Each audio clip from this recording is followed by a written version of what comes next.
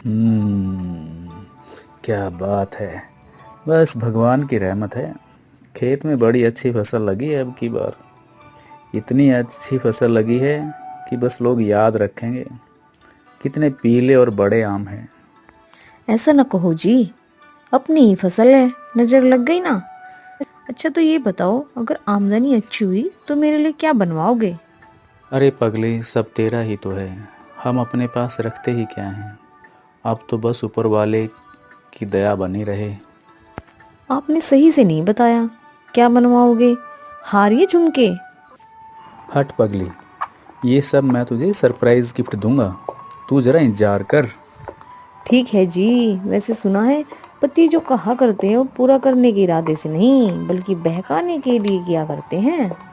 इस प्रकार से दोनों पति पत्नी बातें करते हुए घर की तरफ आ जाते हैं। देर रात के समय। वाह, बड़ी अच्छी सुगंध आ रही है। इधर से क्यों ना कुछ दिशा बदली जाए और कुछ नया देखा जाए। शायद भूख मिटाने का कोई साधन मिल जाए। हाँ हाँ, क्यों नहीं पिताजी। सुगंध तो मुझे भी अच्छी आ रही है। बड़ा मुझे ललचा रही है।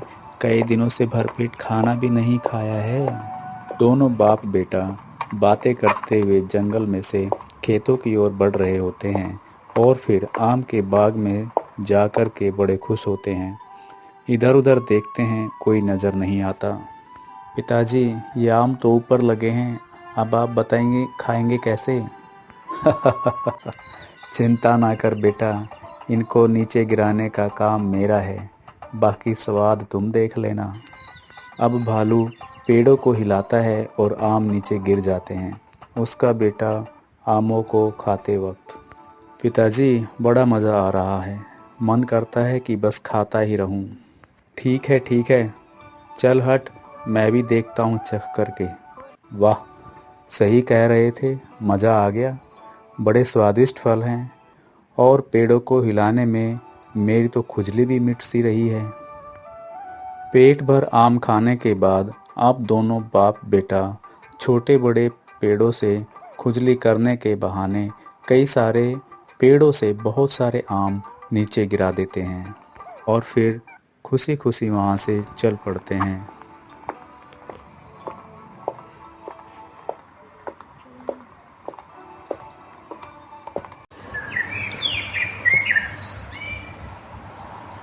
अरे चलो, मैं गाड़ी लेकर के चलता हूँ, तुम भी मेरे साथ चलो। आम ले आते हैं, बाजार में बेचना भी है। दो चार आदमियों को गांव से भी ले चलते हैं और फिर आम तोड़ने का काम और भरने का काम सही समय पर हो जाएगा। सही समय से गाड़ी आ जाएगी घर पे। सभी गाड़ी में बैठ कर के खेत की ओर चलते हैं। अरे भाई, काम जल्दी से निपटाना है, सुबह बेच करके भी आना है, थोड़ा जल्दी करो। खेत में जा कर के, अरे ये क्या, ये सब कैसे हो गया? कौन इतने सारे आम तोड़ के चला गया? नरक में जाए वो, भगवान कभी सुख ना दे उसे। हे भगवान, पता नहीं किस पापी ने ये सब कर डाला। मैं बर्बाद हो गया।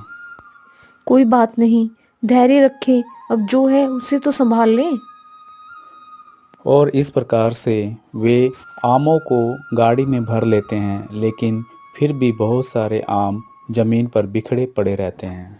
आम तो एक दो दिन में गल जाएंगे। बाजार में भी एक बार में कोई इतना माल नहीं लेगा। अब क्या किया जाए? अरे आप थोड़ा धैर्य रखिए, भगवान पर भरोसा रखें। अगर ऐसी ही बात है तो हम दोपहर के बाद दोबारा आकर के दूसरी गाड़ी में ले जाएंगे और पहले वाली गाड़ी को गांव में बेच देंगे और दूसरे वाली गाड़ी शहर में बेच कर आ जाएंगे। अब किसान शाम को खेत में से दूसरी गाड़ी भी आम की भर ले जाता है। देखो, हमें पता है घाटा तो हो ही रहा है। गांव में अगर इन्हें थोड़ा सस्ता करके बेचेंगे तो काम बन ही जाएगा। ठीक है, वैसा ही करते हैं।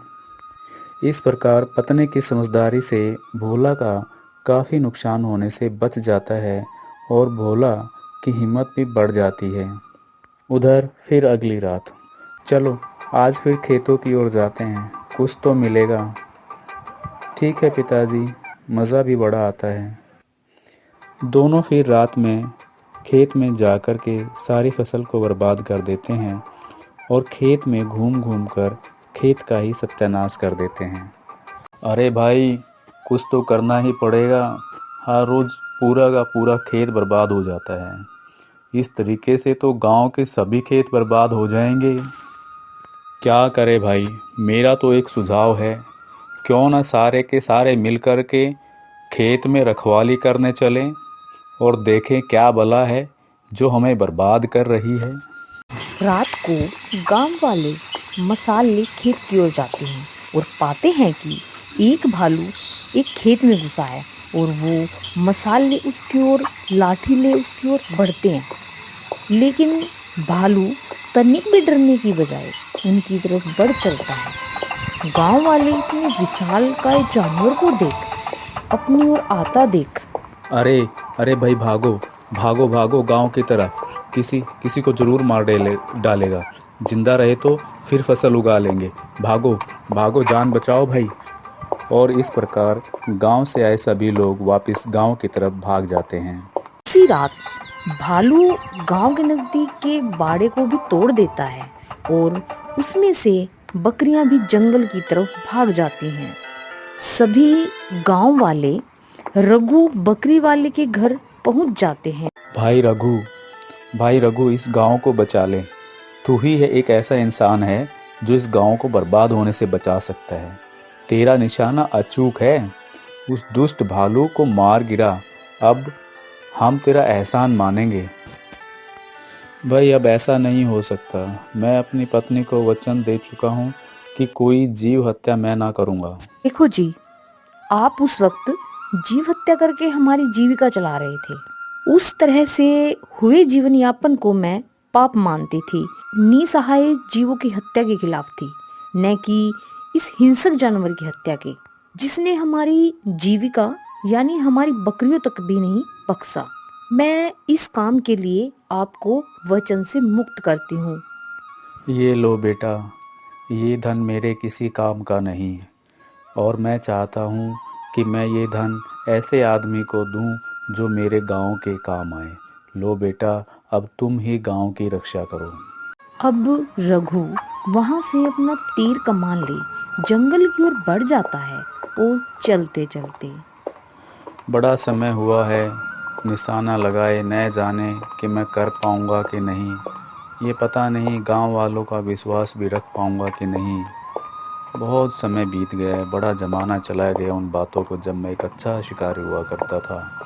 काफ़ी समय हो गया घूमते घूमते, कुछ नहीं मिल रहा, काफ़ी थक गया हूँ। तभी बकरी की आवाज़। रघु उधर जाता है और पाता है कि उसकी बकरियां वहां पर चर रही थी। वह देखकर बड़ा प्रसन्न होता है और फिर आगे बढ़ता है। फिर उसे एक गुफा नजर आती है जिसके सामने कुछ फल पड़े थे। रघु को शक होता है और वह निशाना साध करके वहां बैठ जाता है। भालू जैसे ही गुफा से निकलता है, निशाना उसके पेट पर लग जाता है। तभी भालू का बेटा आता है और रघु से प्रार्थना करता है और वचन देता है कि वह अपने घायल पिता को लेकर जंगल छोड़कर चला जाएगा। उसका पिता भी दुखी मन से हामी भर देता है। रघु जानवरों से अच्छी तरह परिचित था। वह अपना तीर निकाल वहां से अपनी बकरियों के साथ घर की तरफ चल पड़ता है।